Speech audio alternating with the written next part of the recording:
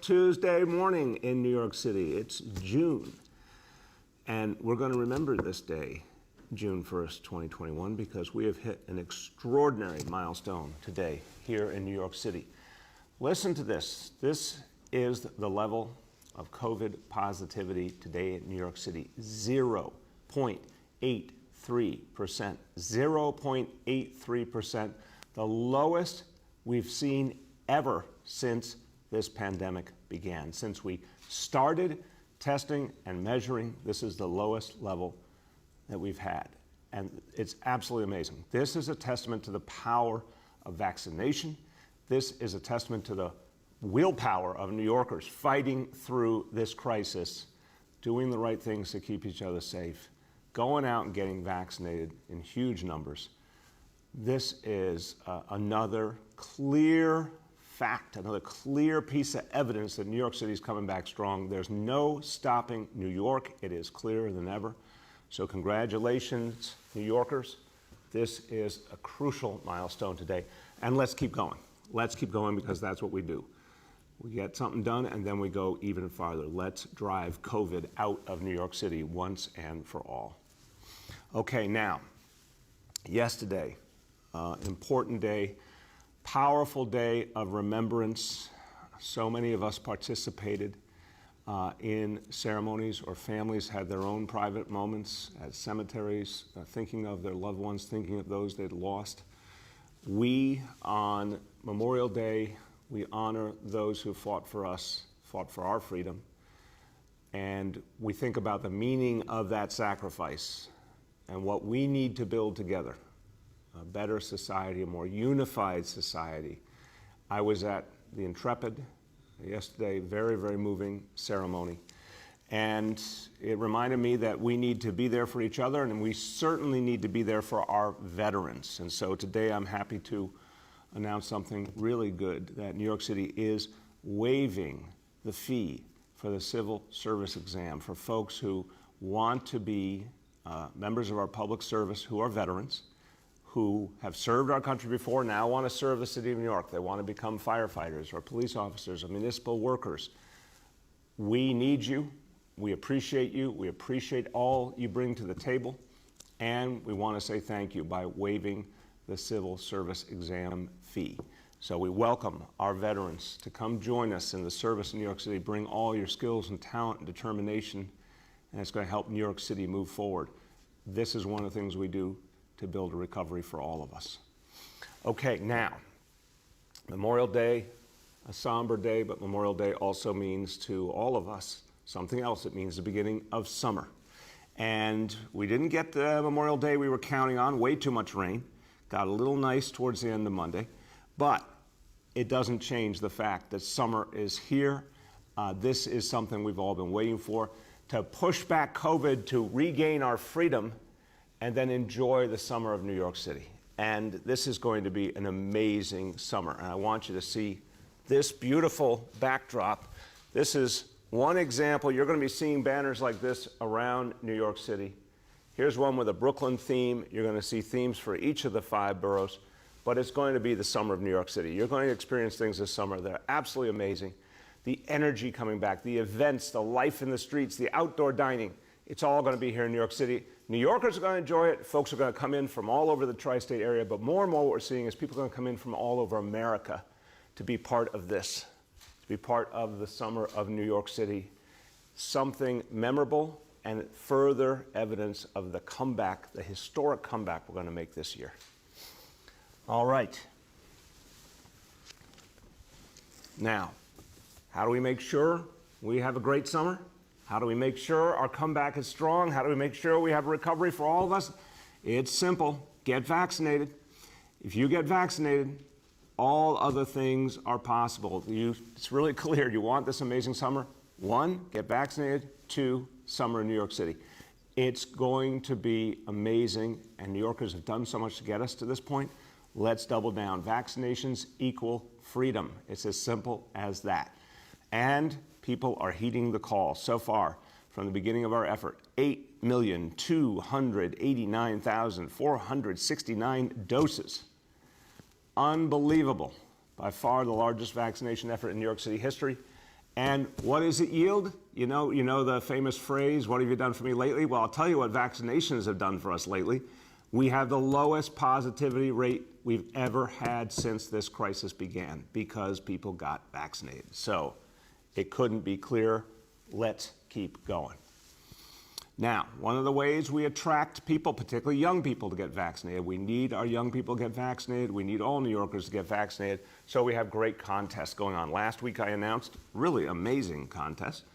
3-day passes to the governor's ball. I know for so many New Yorkers that's a really big deal, and that's going to be real attractive. We also announced 1-year free membership to Crunch Fitness.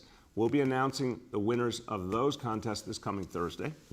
And reminder to everyone, we're going to have every week new prizes, and what you can do is go get vaccinated. Just by signing up for your first dose, you qualify at any city-run site. Any city-run site, you can join this contest simply by signing up for that first dose. This will be going on this month and into July. And now we have some more prizes for this week. For everyone who signs up to get vaccinated or gets vaccinated this week, here we have 20 of these available, so the chances are pretty damn good. 20 of these available. Two-night, not one night, 2-night staycations at hotels in New York City. Really great hotels that want to support this great effort, want to help New Yorkers get vaccinated, want to help people celebrate our own city. So if you like the idea of a staycation, if you want a little break and you want to stay in a great hotel, go out there and get vaccinated. If you want to find out where, and also what specific prizes you can win, go to vaccinefinder.nyc.gov/benefits. Okay. Now, number one thing, get people vaccinated. That's moving. That's really moving apace. But as we build a recovery for all of us, there are so many pieces that matter. We always talk about it. Bringing back our jobs, keeping people safe, bringing back our schools.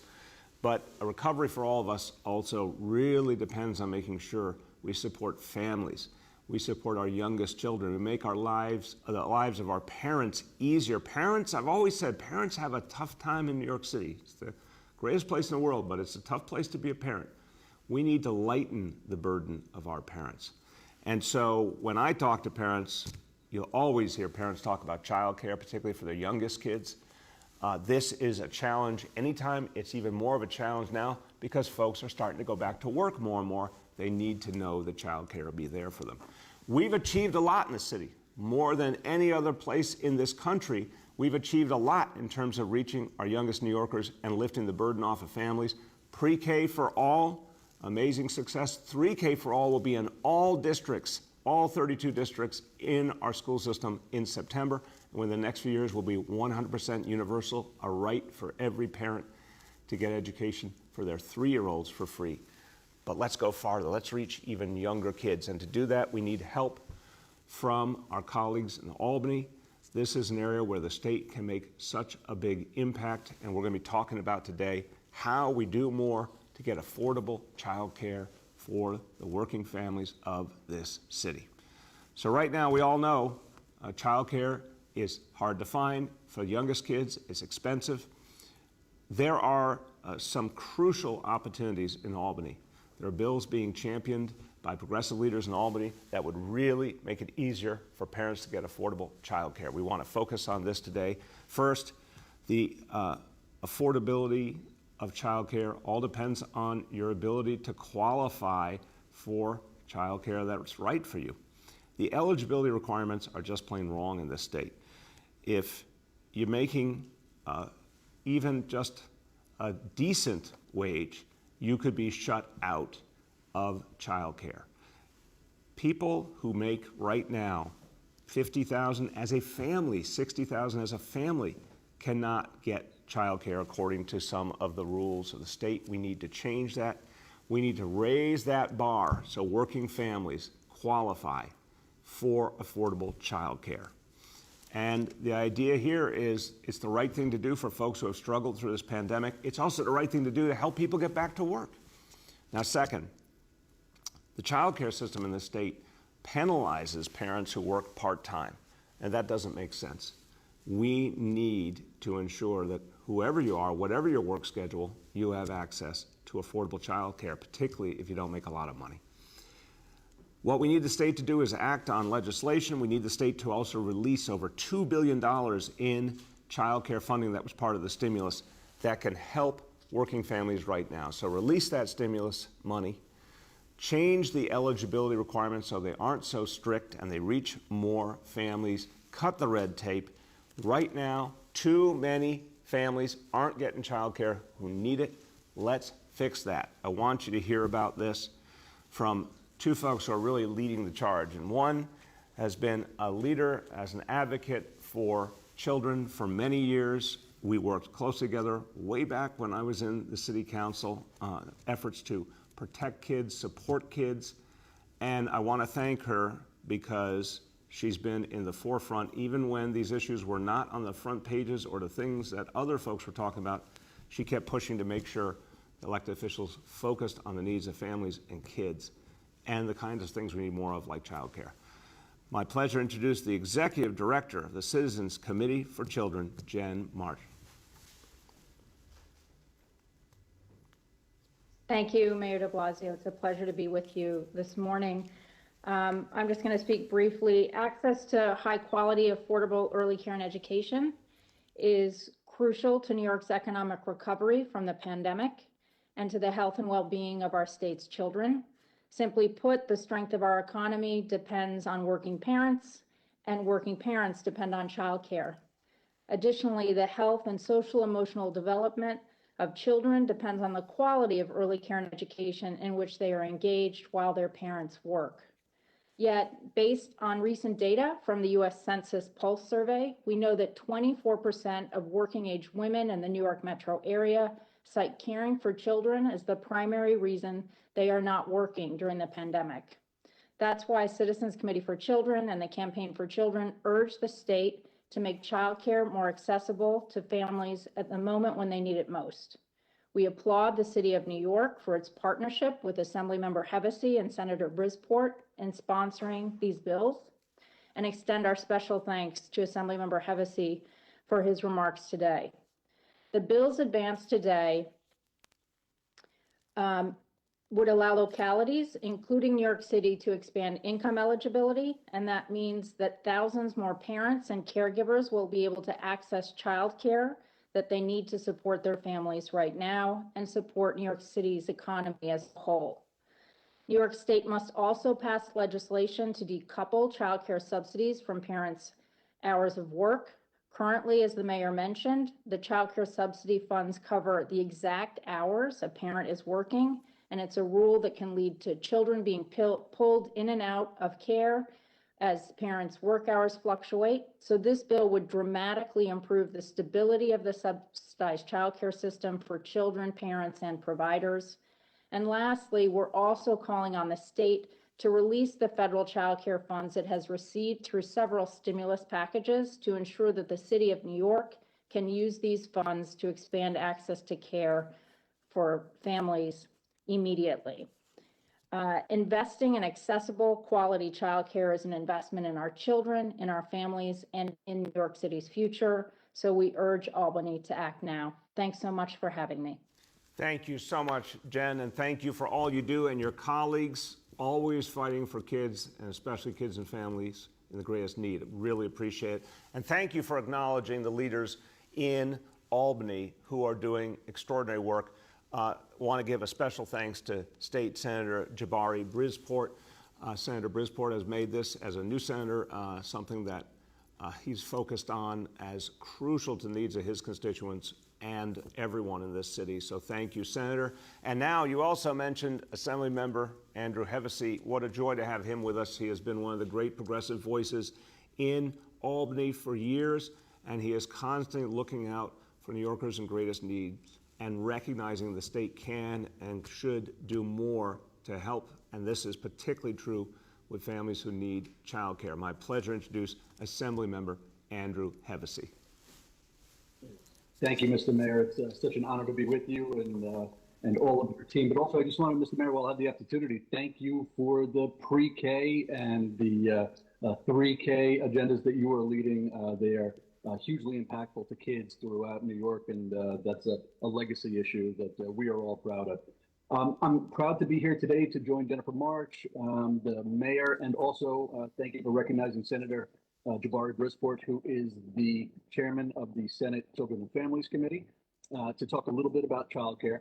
Childcare is going through a renewal in New York State.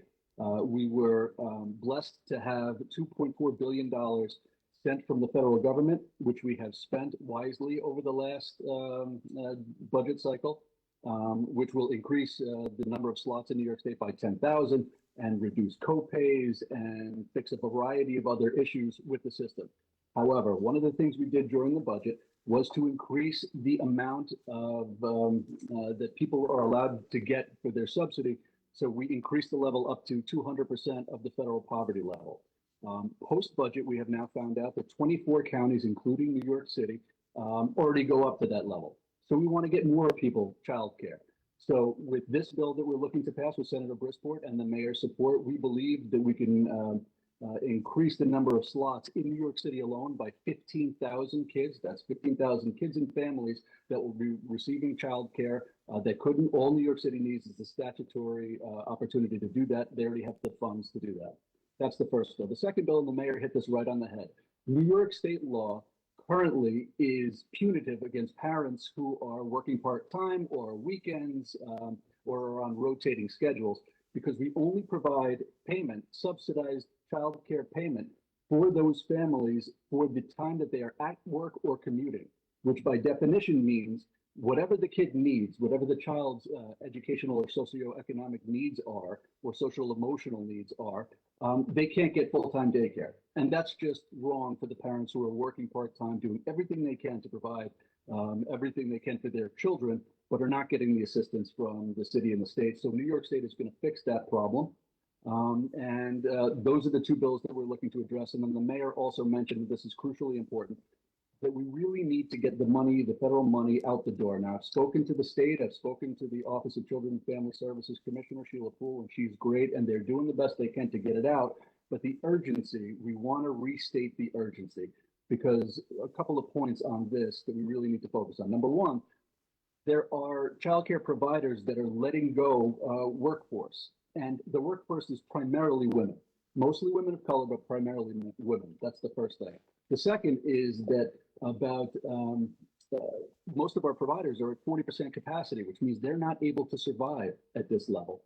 And then finally, 60% of our providers are losing money. It's unsustainable. We really need to get that money out the door. And one last point before I turn it back over to the mayor with a thank you to him. So childcare is a great thing. The mayor will tell you, as he has, that it's great for an economic recovery. It's great for parents. But let me tell you why I am invested in childcare. It's because it is the primary mechanism to prevent and mitigate trauma for children. Our children have experienced exponentially high rates of trauma during COVID. We need to get those kids back into care and do everything we can to mitigate the trauma that they have experienced, and also to prevent more trauma. Childcare is the answer. So I'm so honored to be here with Jennifer March on behalf of my colleague and partner, Senator Jabari Brisport, and Mayor de Blasio. It is a great thing to be with you, sir, and I really appreciate your help in getting this legislation passed. Thank you, sir. Thank you so much, Andrew, and you've been a real champion. Seriously, you just never give up on these issues, and thank you for that. And I loved what you said about how important it is. Our kids have been through so much. They have been through just extraordinarily challenging circumstances last year. Giving them support, nurturing them, showing them love, making sure they're well cared for, it makes all the difference. And thousands of kids will benefit. So keep going, brother. Keep fighting. Yes. And let's get this done this year. And everyone, you also heard what the Assembly member said. New York City is leading the way on these issues all over the country. President Biden, to his great credit, is now focused on making sure early childhood education reaches the whole country. And obviously the success of New York City with pre-K, with 3K, is helping to animate that movement to reach kids and now reach them younger and younger, and make early childhood education something that expands constantly, and childcare expanding constantly. This is how we create a better society. So our colleagues in the legislature have a historic moment, And we thank them, and we're calling on them to act quickly so we can get this done for the families in New York City. All right, now, we talked about the youngest New Yorkers. Now let's talk about our elders. Let's talk about the people who got us here. Let's talk about our senior citizens who fought through so much to make New York City great, who gave us all everything we have. We know our seniors have deeply missed the opportunity to be together. We also know seniors bore the brunt of the COVID crisis. They were the most vulnerable, and we all had to do everything in our power to protect our seniors. And we're so happy that now vaccination rates with seniors are so high. Our homebound vaccination effort reached thousands and thousands of seniors. It's time now to move forward. So I've heard from so many seniors, they're ready to go back to senior centers, and I'm happy to announce our senior centers are coming back in New York City. For outdoor activities, they can resume immediately. For indoor activities at our senior centers, they can begin again in 2 weeks on June 14th. So senior centers coming back, they mean so much to so many members of our families. A positive place, a nurturing place, a place where people get fellowship and great food and activities and healthcare support, physical and mental healthcare support. That's something we've really focused on through Thrive, realizing seniors have been through a lot too, and they need mental health care support in their senior centers. So senior centers are a place where so much happens for our seniors. They are coming back. Another great part of a recovery for all of us happening right now in New York City. Now, what I can tell you is we'll be careful, we'll be safe, we're going to make sure there's smart distancing and all the right precautions to keep our senior centers safe, but the time is now. And there's going to be a lot of excitement out there among our seniors knowing they can get back together. And I wanted to bring you a very passionate voice on this topic. I literally don't know a stronger, louder, more passionate voice on behalf of seniors. She chairs the Committee on Aging in the New York City Council. Back with us, Council Member Margaret Chin. Good morning, Mayor. Good morning. How are you feeling today? I still have allergies, but I feel great to hear that you are opening back up our senior center. So for that, I'm here. You would fight off anything to be here for that announcement. I know you. That's right. And I really wanted to thank you for making our senior really happy and excited today. It is a great day. And I also want to thank our commissioner, Lorraine Cortez Vasquez. I know I've been working with her, talking to her, and I say, Commissioner, when are we going to open up the center? And she said, we're waiting for the mayor to give the okay. So Mayor, I'm glad you gave the okay. And I also want to thank our Deputy Mayor, Melanie Herzog, for her support for our senior. I'm great, to hear that our kids are getting the support they need. And it's about time that our senior get the support they need. And many seniors have been vaccinated. So they are saying every time I run into them or they call my office and say, when are we going to open up our senior? I want to see my friends. I want to have the delicious lunch. I want to do the exercise program, the art program, the cooking program. So they're really looking forward to this. And I'm just so pleased that we're able to bring them all back. And we have to make sure that the support are there for the center to open safely so that they have the resources to do that. And also, Mayor, I think it's very important while I have you here that we really need to strengthen and increase the center's, the DIPTA budget. The Department for the Aging budget has always been less than 0.5% of the city's budget. So let's really make this the year of our senior and get that budget over that 0.5% mark to $500 million, Mayor. That could be done, right? And I'm sure Deputy Mayor Herzog's going to work with me and the commissioner is going to work with me so that we can get over that 0.5% mark and have a really solid, footing so that we can expand more services for our older adults, like you mentioned earlier in the previous good announcement about the community care plan. So they can age with dignity uh, in the city that they love so much that they helped build. So, Mayor, once again, thank you for your support. So let's work together to have a strong budget for our senior this year, and truly will be the year of the senior, right? You know, I love the fact that even in a press conference, you take the occasion to do live lobbying. That you are a picture of consistency. Council member, thank you. So there's no question in my mind. Every day you are fighting for our seniors passionately. And thank you for acknowledging the great work of Deputy Mayor Melanie Hartzog and our Commissioner for the Aging, Lorraine Cortez Vasquez, and our Health Commissioner, Dave Choksi, and their whole teams who really worked hard to make sure we had everything right, everything ready for our seniors. So congratulations. Senior Center's back, and we'll certainly be talking more throughout the budget process as well. So, okay. Thank you, everybody. Good news there, and now more good news because it's time for our indicators. So, number one, daily number of people admitted to New York City hospitals for suspected COVID-19. Today's report, 72 patients, a confirmed positivity level. This is amazing, 9.72%, under 10% confirmed positivity. That's fantastic. Hospitalization rate is now down to 0.59 per 100,000. So these numbers really look strong. New reported cases on a 7-day average, 271. Again, we're seeing really steady progress. Vaccination is making all the difference. And finally, I'm going to repeat it, percentage of people testing positive citywide for COVID-19 on a 7-day rolling average, the lowest since we began keeping these figures, the lowest since the testing went in place, and we were able to measure our city, the lowest since the beginning of the pandemic, 0.83%, and going down. Let's keep it that way. Okay, a few words in Spanish. I want to go back to the topic of childcare that means so much to so many of our families. Hay demasiadas familias trabajadoras sin cuidado de niños asequible. No es justo. La ciudad está luchando para llegar a más padres trabajadores con el apoyo que se merecen. Aun si trabaja a horas diferentes, usted merece cuidado de niños confiable. With that, let's turn to our colleagues in the media, and please let me know the name and outlet of each journalist. Good morning.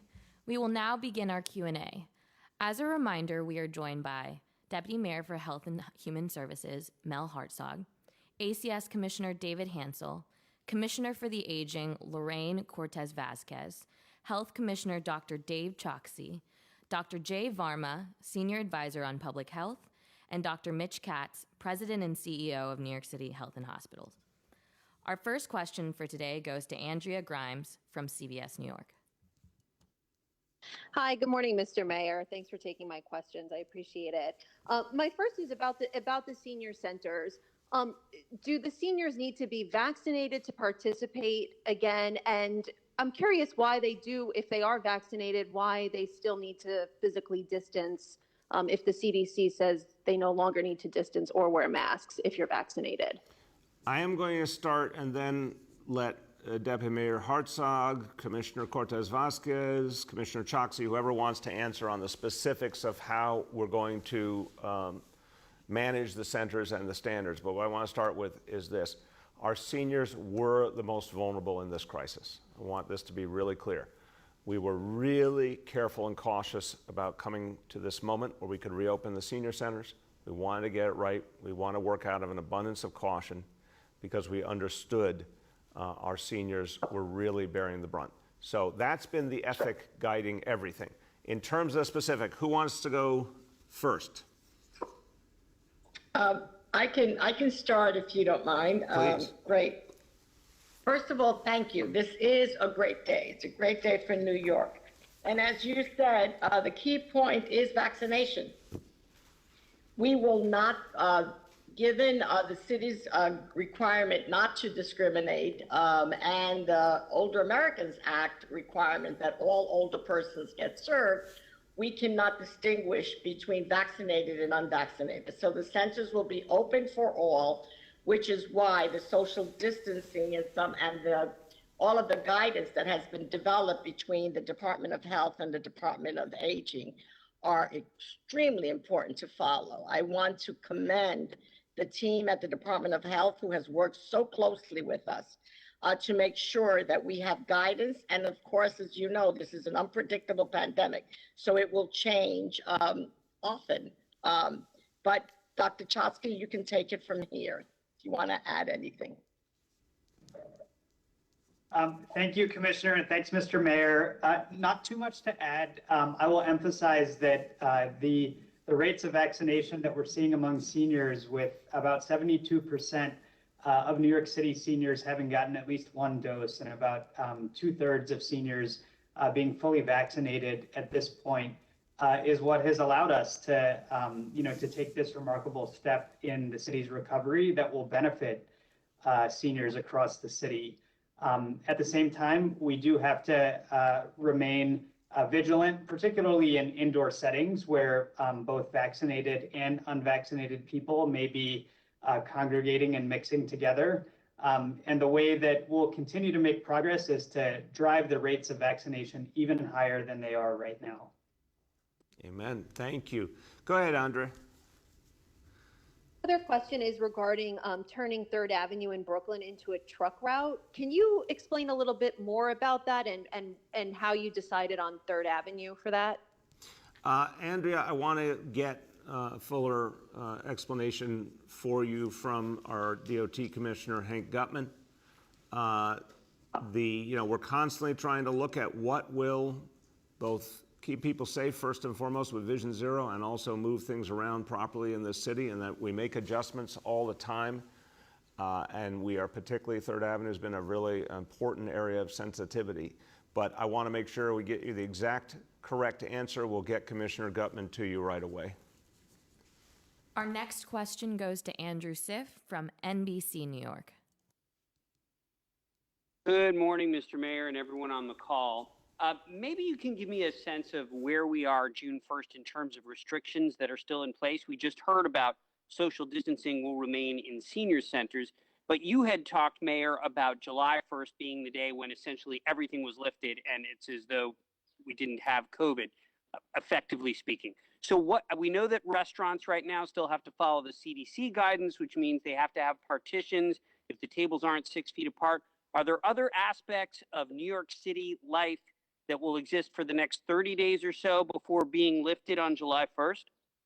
I'm going to let Dr. Varma and Dr. Choksi speak to the specifics, Andrew, but again, framing the big picture. We said July 1st. I think in so many ways it's coming true. Step by step, things are opening up more and more. Now, obviously, we work within CDC guidelines. We work within state rules. We've always understood that. But what I wanted to be clear about was I could see how much success we were having with vaccination, how much we were driving down COVID, how much it was time to bring back the life of our city and have the summer of New York City. And July 1st brought together all those strands as the date we'd be ready to end the vast majority of restrictions. We also said at the time there may be some very individual situations with individual institutions, businesses, et cetera. Of course, we would honor that. But I actually think it's coming together pretty organically. In terms of what continues with restrictions from the different levels of government, Dr. Varma, Dr. Choksi, you want to speak to that? Great. Thank you very much, Andrew, for the question. And it is one that we continue to look at and evaluate. I want to highlight just a couple of important issues. First is the point that the mayor made about selected settings. We do have to remember that there are settings in which populations are either particularly vulnerable because they're in a congregate place or because they are not yet eligible for vaccination. So that includes any facilities that primarily serve young children and any facilities where people are highly vulnerable, such as hospitals, shelters, jails, and prisons. So in all of those settings, we're going to continue to need to have restrictions that are more similar to where we've been in the pandemic than where we hope to get to in the future. So I think that's one key, very important point. The second point is that regardless of the official legal requirements that there are on places, we do expect, businesses, any type of establishment to continue to follow good guidance about how they want to proceed. We know that many places are going to prefer that if it's an indoor setting where people are sharing indoor air for a prolonged period, they may want to require proof of vaccination or proof of a negative test recently, as we've seen in various sports arenas. So we're going to continue to provide guidance to allow facilities to follow the best available evidence that matches the risk event in their situation. Thank you. Go ahead, Dr. Choksi. Nothing to add to that, sir. Thank you. Thank you. Go ahead, Andrew. So the 4th of July fireworks spectacular. Are there any limitations on that this year, or will it be the full million people gathering for fireworks, or have you not decided yet? Well, I'll say this. We're going to make a full announcement soon with the details. Obviously, things are moving in the right direction to be able to have something much more like we've had historically, but we still have to be smart about it. We have to structure it for this kind of transitional moment we're in. So definitely much more like what we've had before than what we experienced last year, but we'll have a full announcement on it soon. Our next question goes to Katie Honan from the Wall Street Journal. Hey, good morning, Mayor de Blasio. How are you? Good, Katie. How you been? Good, thanks. I wanted to see if you had seen the video and wanted to comment on the woman who was sucker punched just walking on a street in Chinatown. I know that the suspect was arrested, but he had 40 prior arrests. I'd seen some people kind of call for increased mental health assistance for people like that. I don't know if you have any comment or if you've seen the video. Katie, I'll always tell you whether I have or not. In this case, I have not, but I certainly am deeply concerned. We've had a spate of horrible attacks against Asian Americans. They're unacceptable.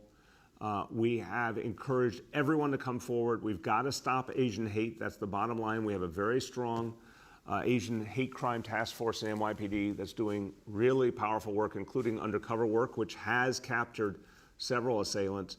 And yes, we're always expanding mental health outreach. We've talked about that in the last few weeks. A lot of new pieces are coming into play now.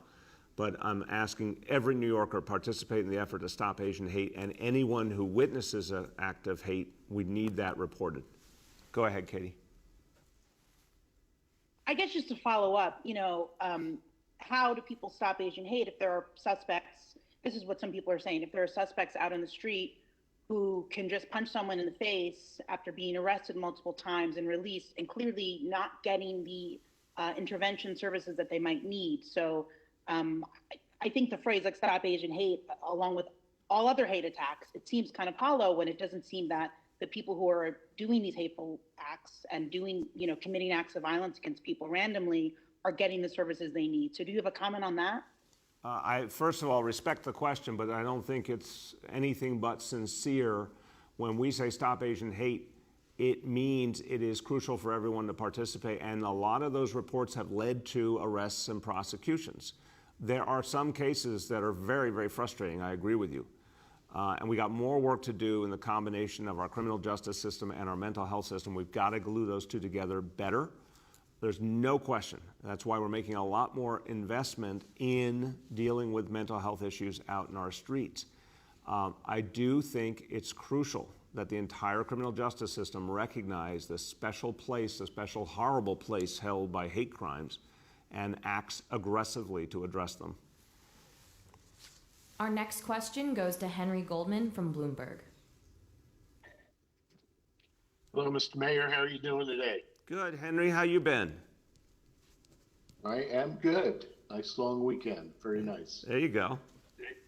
So we've talked about this before, but I still don't understand what the distinction is between requiring vaccinations of some communicable diseases like measles and having a very laissez-faire attitude toward vaccinating people against COVID.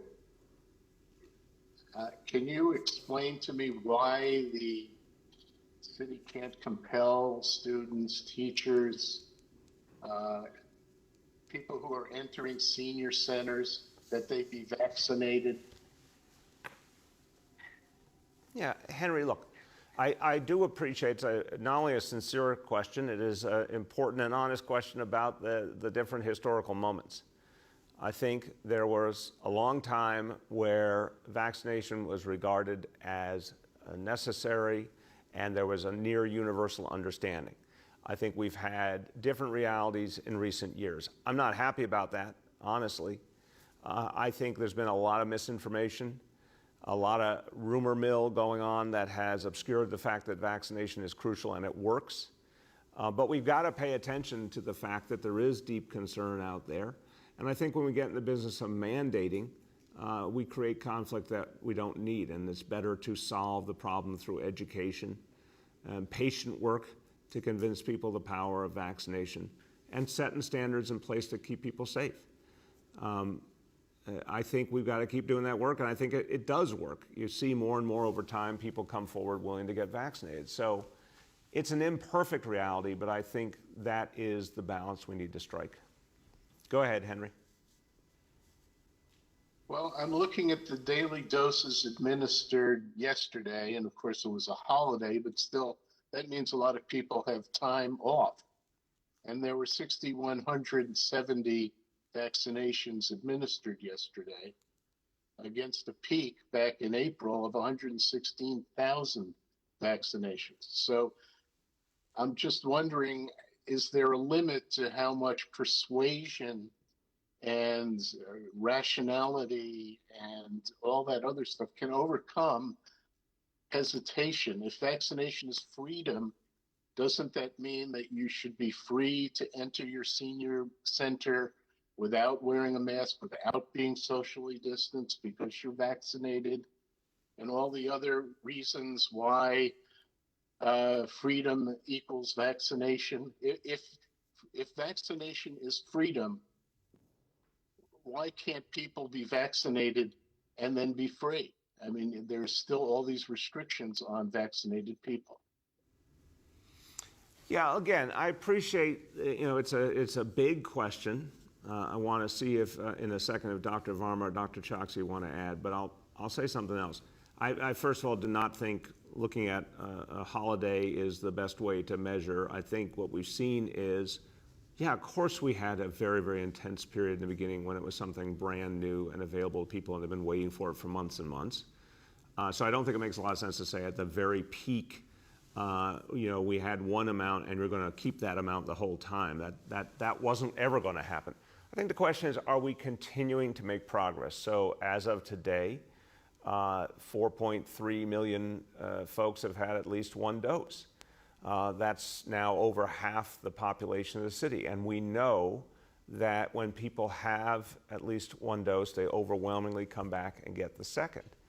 The combination of the fact that we're now at the point we can say we expect well over half the people of the city to be vaccinated in a very brief period of time in the scheme of things, plus we see the COVID rates plummeting because each additional vaccination is depriving COVID of some place to go. I think you just keep at it. You just keep at it. And I think more and more people are going to come forward because we make it convenient, we make it accessible, we make it fun. They see people in their lives experiencing greater freedom, and it makes people want to get vaccinated. And we just stay at it. This is all about persistence. Dr. Varma, Dr. Choksi, you want to add anything? This is Jay. I can start really briefly. I think, Henry, you're raising a very critical question, and I do think there is going to be a time in the future where vaccination for COVID is similar to what we do for measles and many other infections. It's going to be required for certain types of work settings or school settings. And we're seeing that already, obviously, with many colleges and universities making that decision, as well as healthcare facilities. We also have to be realistic and recognize that it does take time for when a vaccine is first studied and made available for people to accept it as something that they want to use. And we want to give people the information and the incentives to make that choice willingly. So there's that period. And then the period where you say, well, we really have done everything we possibly can. And the only way we're going to get to the high levels of vaccination, we need to drive cases as close to zero as possible, is to have them be mandated. And so we're in that transitional phase right now. And there are going to be some important steps to get us to that next phase. One is the full licensure of the vaccine for all age groups. And we know that those applications, at least for the adults, are still pending with the FDA. So we are in this transitional period where I do think, as the mayor has said very clearly, there is an important pathway that we have to provide incentives, to provide information, to provide outreach. But we are keeping our eye on the future about when that turn might change. And it may be required, along with all the other vaccines that are normally required, and to enter that same requirement list. Thank you. Go ahead, Dr. Choksi. Thanks so much. I'll just add by saying that in this transitional period that we're in, it's so important that we focus squarely on trust, on ensuring that we answer the questions that people have. And we think, not just about the messages, but also about the messengers. And that's why we've enlisted so many partners in our vaccination efforts, whether it's community-based organizations or faith leaders or the family doctors and other clinicians that people turn to for advice. And as we get into these later stages of our vaccination campaign, that will remain central to our effort to getting more and more people vaccinated over the coming weeks. Thank you. Our next question goes to Steve Burns from WCBS 880. Hey, good morning, Mr. Mayor. Hope you enjoyed your holiday weekend. Soggy but wonderful, Steve. How about you? Yes, same here. Had a long drive through all the rain. It was all right. I wanted to first ask you and the health experts here kind of a future of COVID question. I mean, we're talking about vaccines. We're still kind of seeing a tale of two cities, if I could borrow a phrase, when it comes to vaccines. As reported by Councilman Levine, 19 zip codes are at 70% or more vaccinated. That's mostly white, mostly wealthy neighborhoods. 27 zip codes at 40% or less. That's mostly low-income communities of color. So even if we do start bringing some of those numbers up, I'm sure those disparities are going to continue to some extent as we get into the future. Should we still see those disparities come fall when seasonality might be less of a factor? What do COVID outbreaks look like at that point? Are they more localized? Are there enough vaccines to cut them off? I mean, what would we see come fall? Should we still see these vaccine disparities? I'll turn to Dr. Varma in a second on what the future will look like. And I will say, as a layman, I think we're going to, at some point, experience COVID the same way we do the flu. That it's one of the diseases that is out there. We have to take it seriously, but it is something that we have a real ability to manage. And we're getting closer to that with the extraordinary success we're reporting today on driving COVID down. So I think that's the future. I think the work against disparity is constant in all that we do.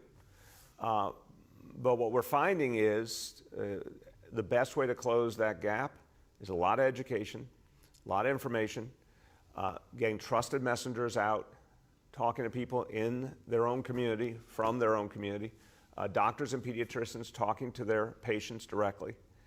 The incentives also obviously help, just attracting people to focus on getting the vaccination. But it's persistent work because we all have known from the beginning the greatest concerns about the vaccine existed in the places that were hardest hit by COVID. Horrible catch-22, but that's been the reality. But I absolutely believe persistence will matter here. We're going to stay at it, and that's, I think, ultimately going to win the day. Dr. Varma, you want to speak about what COVID looks like in the future?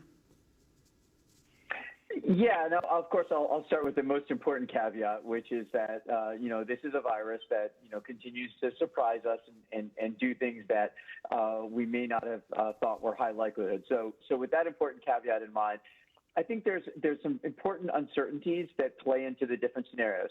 The first uncertainty is, will immunity from vaccination continue to be as strong as it is a year or 2 years out. So if that immunity, is weaker in some way, like it is for some vaccines, and you need boosters, that may change the dynamics. The second is we know that some people have declined or delayed vaccination right now because they were infected at some point. We also don't know how long and how broadly protective their immunity will be. And the third is we don't know for sure what the virus's evolution will be. We've seen variants emerge that are more transmissible, that provide a little bit of escape possibly from the vaccines, but overall, we've seen how effective the vaccines are at protecting against them. So if you look at all those three things together, the most likely scenario, at least for this coming fall, is that, as you mentioned, there will be sort of localized clusters in any place where people share indoor air and large numbers of unvaccinated people are present. So it's going to be very important that we continue to message to people that if you don't have symptoms, you should continue to get tested regularly for COVID. And we as a city are going to continue to provide those testing services for people so that you can continue to get tested and screened. The second is that if you have symptoms, even if you've been vaccinated, it's going to be important to get tested for COVID, just as you might get tested for the flu or other things. And the sooner that we have that information, the more rapidly we're going to be able to respond.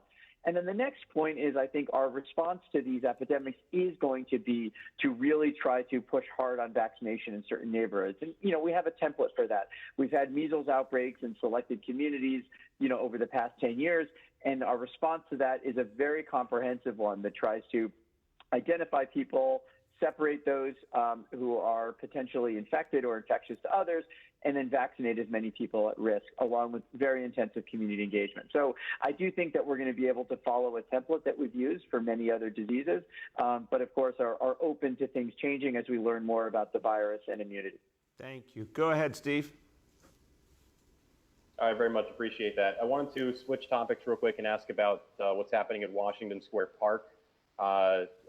Seem to be conflicting reports of whether there are things happening there that involve the NYPD closing the park at 10 o'clock. We saw them show up in riot gear a couple of weeks ago. There seemed to be echoes of what was going on at this time last year. You see a lot of folks saying, hey, this is, the hashtag summer of NYC, with people getting a little bit loud, a little bit boisterous, but it's New York City and that happens.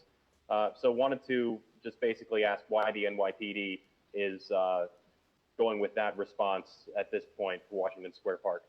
Yeah, Steve, I want to be clear. First of all, a park I know well and love deeply. I went to NYU, so I spent 4 years of my life spending a lot of time in Washington Square Park. I think it's one of the jewels of this city. Look, it's also a residential neighborhood. If you get late at night and there's a whole lot of activity, that's something we do need to create some balance on. We want to do that with the lightest touch possible, so we'll continue to refine the approach.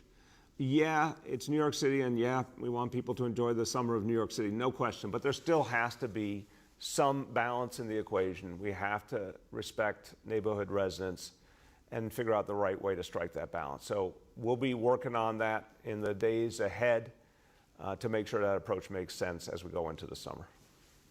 Our next question goes to Michael Gartland from the Daily News. Morning, Mr. Mayor. How you doing? Good morning, Michael. How are you doing today? I'm good. I've got so many questions, but only room for two, I guess. I wanted to ask you, yesterday, we had a lot of shootings yesterday, and you've taken a lot of questions on this, which I'm sure we all appreciate in the press corps. But, we've seen an increase in violent crime statistics sustained over a pretty long period of time now, relatively, about a year. Are we in a new normal, and do you worry that kind of the sustained increase in violent crime and more random attacks too, where, that they're kind of almost seem like senseless attacks without a real kind of motivation. Does this worry you about your legacy as well? Well, Michael, you do have a lot of questions. I'm going to try and pull that together. Look, very important topic, obviously. I am convinced this situation is going to change. I am convinced that we will turn it around. When I look at what happened, I've said it, I'm going to say it again. We went through a perfect storm. Last year, schools were shut down, jobs were shut down, houses of worship were shut down, everything was shut down. People were pent up, people were frustrated. A whole lot of stuff happened that we've never seen. And we saw it all over the country, in every kind of city, regardless of whatever the specific approaches were in each city. So we know that there was a COVID-based problem. We are coming out of COVID. We're going to turn the tide. We're adding officers this month, another class of officers coming out. It was about 850 last month, about 600 coming out this month. That's going to help. The court systems, this is now week 2 of having the court system back after more than a year of its absence. Finally seeing the criminal justice system start to engage again, but it's going to take months for it to get to full strength in terms of number of trials. Recovery is going to help move public safety. Public safety is going to help move recovery. Recovery is definitely helping. More and more people coming back to the life of the city. All of these things are going to add up, including a lot of investments in communities, a lot of focus on cure violence and crisis management system. We will turn the tide. So what I know, Michael, is for 6 years we drove down crime consistently while making profound reforms in the relationship between police and community. We're adding reforms, we're adding new approaches to policing, we're getting the court system back. We will turn the tide. I fundamentally believe it. Go ahead, Michael. Thanks, Mr. Mayor. The other question I have goes back to something Eric Adams touched on last week. It was an issue he'd raised earlier in the mayor's race, and which he brought up again on this proposal to do spot checks at the Port Authority. This is an idea basically aimed at reducing the flow of guns into the city. What he's proposing is that police stop people coming off of buses into the city and checking their bags in the way that cops might do it at subways for explosives. And I'm wondering, given the fact that stop and frisk was such a big issue, still is, but when you were running in 2013, does this sound like a good idea to you? Is it something that could be potentially problematic? What do you think of that proposal from Adams? Yeah, I want to look at that, Michael.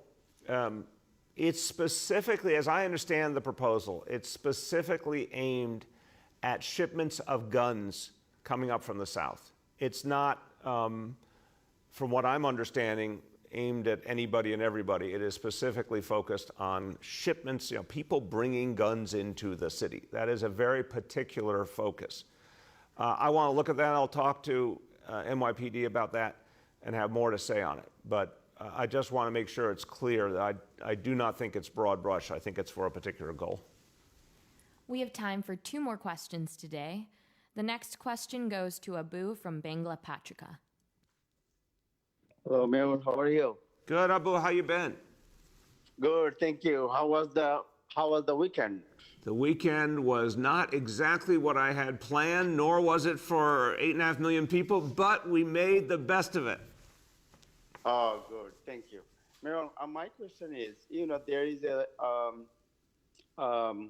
Uber or TLC license has been stopped since long time, and there is we got a complaint from different driver. There's the company who leased the car or their taxis. They increase the price, and city is not opening for new license or new number plate. So, is there any plan that New York City will open the TLC number plate registration again, and people can get benefit of it, the drivers? Abu, I'll have our colleagues at the TLC follow up with you. I think the important point to recognize here is that with all the huge transformations that happened with the for-hire vehicle industry and then the horrible disruption of COVID, what we've been focused on is, of course, making sure that New Yorkers can get around, but also making sure that the people who do the work, the drivers, have the best possible chance for a decent living. We instituted a minimum wage for hire vehicle drivers. It's being now emulated around the country and around the world as a model for addressing income inequality and creating fairness.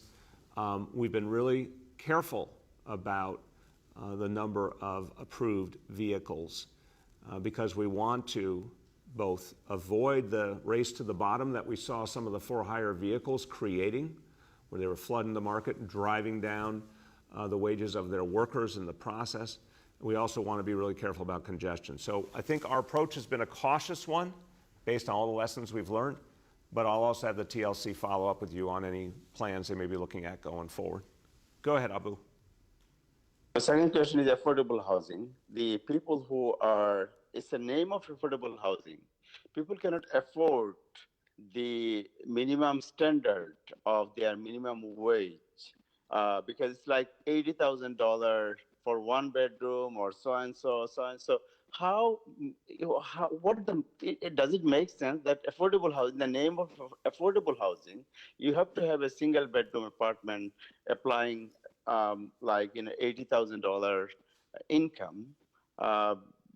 The people, how the people can apply and how its name is affordable housing. Okay, huge question, very important question. I'll try and do the simple answer. But we have affordable units that we are building or have built and that we preserve in place for a wide range of income levels. We reach many, many New Yorkers at the lowest income levels. We also believe in reaching working class New Yorkers. If you've got a family where you have a public servant or a couple that are both public servants, a bus driver or a firefighter or a teacher or a custodian, we need those families here in New York City as well. And so we've created a lot more affordable housing. When our current plan is done, it will reach 700,000 New Yorkers with either new or preserved affordable housing. The lowest income New Yorkers and working class New Yorkers as well. We just got to keep doing more. With affordable housing, one thing is certain, more is more. I've been with New Yorkers when they got the keys to their apartment. I've been with veterans. I've been with folks who work for the city. I've been with folks who used to be homeless and they got the keys to their apartment and their life is changed forever. We just got to keep doing more of it. And our plan, I'm happy to say, is on pace, is on budget, is on target, and we're going to keep doing more. Our last question of the day goes to NJ Burkett from WABC. Good morning, Mayor, and to all of my colleagues on the call. Yeah, I want to preface this by saying that I think many people would credit you and your public health team for tackling COVID-19. I mean, I think we're all so fortunate to have the team you've assembled, but on a totally different topic. And I heard your answer to Mike's question. Last night, there were 13 people shot in 6 hours. One of them, a teenager, is dead. As you know, violent crime in the subway has been surging in recent weeks. You've urged New Yorkers to be patient, saying that the city was going to somehow grow itself out of this. You said that a moment ago. But what do you say to people who believe that the crime genie is out of the bottle and you don't know how to stuff it back in? I appreciate the question. I also appreciate your words about our healthcare team, who have really been heroic during this entire crisis. Look, I think I understand the fear. I really do. And there's a persistent concern, which I've heard now for decades in this city, of are we going to go back to the bad old days? And I really try my best to help people understand there are so many reasons why that is not going to happen. We went through a global pandemic, a massive disruption, unlike anything we've ever experienced, and yet see how quickly it's turning back. COVID rates plummeting, folks are getting vaccinated, the economy's coming back, the level of activity in the city's coming back. It will not be the same as last year, period. You will see the reality change. You will see the numbers go down, but much more importantly than the numbers are the human beings involved We are going to reduce crime over time because we now have the tools. We needed a court system. You cannot fight crime without a court system and a functioning criminal justice system. You can't do it the way you can if you have one. It's finally back. You're going to see gang takedowns, and we know gangs and crews have been creating so much of this violence. You're going to see more of those soon. You're going to see the presence of the officers that we've graduated. All of these things are going to add up. I understand people's frustration. I understand their fear. But I'm telling you that we finally have the building blocks we need to make a difference. And it will happen. With so many things, it's about persistence. And every time an officer takes a gun off the street, every time a Cure Violence movement stops a retaliation, this is how we win, one by one by one. But we will turn it around. Go ahead. Philosophically, sir, I wonder whether you haven't painted yourself into a rhetorical corner. You know, you don't want to necessarily acknowledge that the police are a big part of the answer because you're philosophically opposed to that. You know, and some have suggested that you're even downplaying the rate of violent crime in New York because it's optically inconvenient with the image of the city that you're trying to promote. Well, I appreciate the question. I don't understand the first part. I just said multiple times today that we have added officers in our classes, which are part of the reason we're going to be able to make an impact. So I talk all the time, and I've been talking for months now, about the really powerful strategies, creative, effective strategies of the NYPD with precision policing, with the gun arrests, with using the new officers coming out of the academy, to put them in the right places to help turn the situation around. Look, again, a little history. For 6 years, we drove down crime pre-pandemic. We drove down crime year after year after year with a better approach to policing and a better approach to the relationship between police and community. Neighborhood policing did that. The same model will work as we come out of the pandemic. No question in my mind. I talk about our approach all the time. But I also think it's crucial, after everything that people have been through, to focus on where we're going. Because the whole reality of COVID, which brought so much pain to our families, which decimated our economy for a period of time, which unleashed these forces of violence, we are turning all that around. You can see with your own eyes the impact of the stimulus. You can see with your own eyes the economy coming back. Our schools, we opened them when others didn't dare, and now they're coming back full strength in September. And yes, we're fighting back crime as well. It's all connected. It's all connected. But I am not looking back to a crisis, a once-in-a-lifetime crisis beyond our control. I'm looking forward to a New York City we create together. I'm convinced we are going to turn this city around and have a recovery for all of us. I can feel it in my bones. That's where we're going. Thank you, everybody.